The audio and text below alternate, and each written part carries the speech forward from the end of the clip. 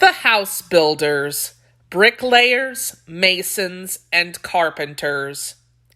In colonial American towns, most people built their own homes with the help of their neighbors. However, townspeople who were wealthy could hire tradespeople who had particular expertise in building. There were three types of tradespeople who helped build houses in colonial times, and who still build houses today: the bricklayer, the mason, and the carpenter. The bricklayer builds walls and houses using bricks.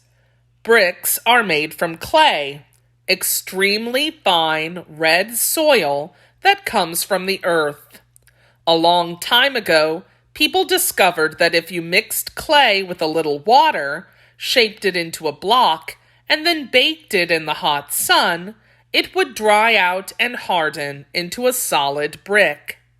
In this picture, you can see a bricklayer laying bricks the way it was done 300 years ago. He is using a special tool called a trowel to spread the mortar. Mortar is a really gooey, sticky material made of sand, water, and a type of crushed rock called lime.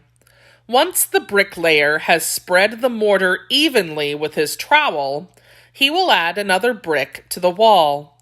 If the bricklayer is good at his trade, his wall will be straight and strong and will last for many years. A stonemason, or mason for short, builds walls and houses with stones.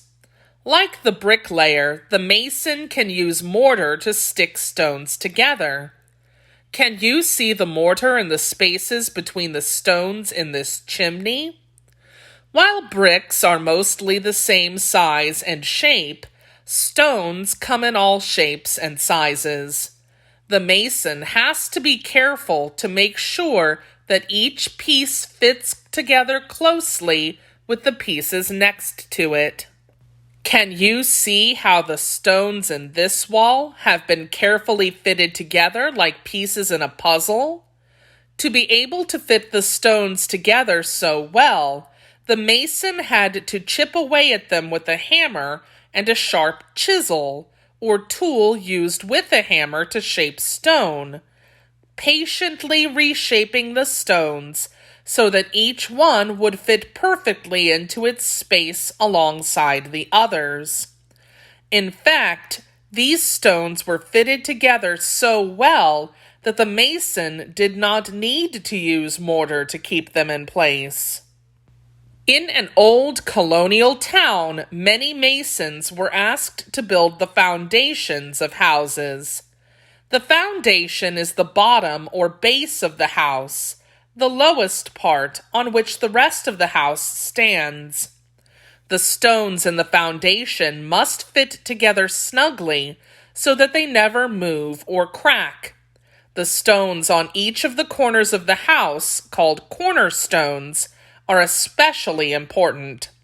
Strong cornerstones make a strong foundation, which makes a sturdy house that won't fall down. Finally, can you tell what other material is used to build houses? That's right, wood. And who works with wood? Yes, the carpenter.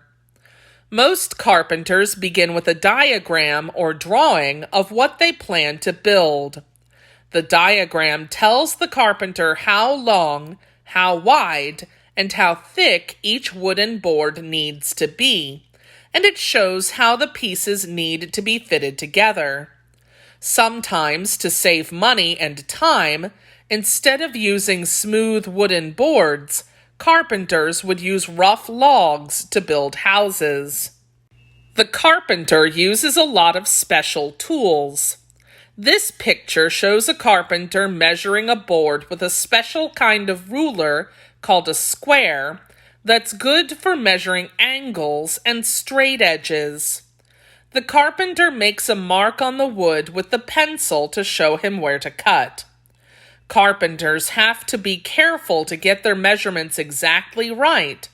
Otherwise, if they cut the wrong-sized piece of wood or cut it at the wrong angle, the pieces will not fit together correctly and the house will not stand up properly.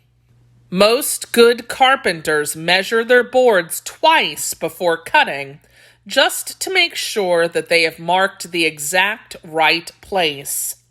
That's why carpenters have a saying, measure twice, cut once. It's basically to remind themselves to double-check their measurements before cutting. Once they cut a board, they can't uncut it. Once the carpenter has cut the boards to the sizes he needs with his saw, he fastens them together with his hammer and nails. Then he uses a tool called a level to check and make sure that everything is straight and even. When a carpenter builds a house, he builds from the ground up. He begins by building the frame of the house. The frame gives the house its shape and holds everything together, like your skeleton gives your body its shape. The frame holds up the walls, the roof, the doors, and the windows. If the carpenter does his job well, the end result will be a beautiful house that keeps rain and wind out for years and years. We know that many early American house builders were true experts at their trades because many of their buildings are still standing today, as straight and tall as ever. This home was also built with the help of a bricklayer, mason, and carpenter. There is little difference between a bricklayer, mason, or carpenter today and these tradespeople from colonial times.